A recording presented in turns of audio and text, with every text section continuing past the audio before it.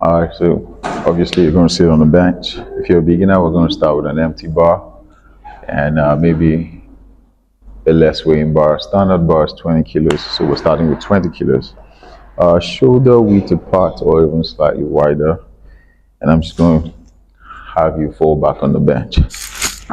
Our setup pretty much requires your eyes to be under the bar, number one, and then number two, I want you to like really chest out so much that my hands can go through the bottom of your back. Here's my hands saying hello. So literally, if I was spotting you from here, I should be able to get my hands through so that it will be that you're presenting your chest to this workout as opposed to just slouching and your shoulders getting in the way of this exercise. So if we're set, eyes under the bar, chest out, we're going to get your hands on the bar now. So literally when we're about to pick the bar, remember if your eye is under the bar, it literally means your hand is ahead of your chest. So the reason we're doing that is so that when we pick this weight and bring it down to our chest level, there's no obstruction. Your weight is not banging with the rack. You get me? And when you're done with this, you can return it back to the rack and you're good to go. So for set, eyes under the bar. So your arms are like shoulder width apart or maybe slightly wider. There's going to be marks on the barbell for you to work with, just to be sure that your right hand and left hand is balanced.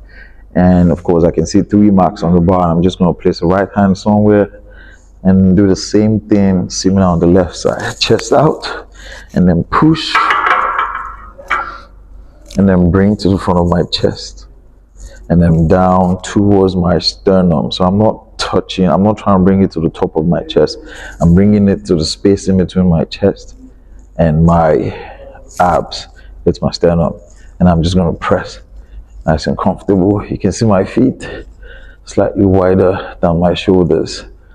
The wider the better in the beginning, and after a while you get comfortable, but just make sure your back remains arched and I can get my hands through it. Get as many reps as required in the program. Push all the way up. If you need to take a break, it's here at the top. Adjust yourself if you have to, and then continue. If you do adjustments down here at the bottom, there's a high chance you won't come back up. So just so you know. And when we're done, we push this back up. Most cases, if you just jam the rack and drop it, it's good to go. So which is why we have that space between here and here. And of course, you just sit up like it was nothing.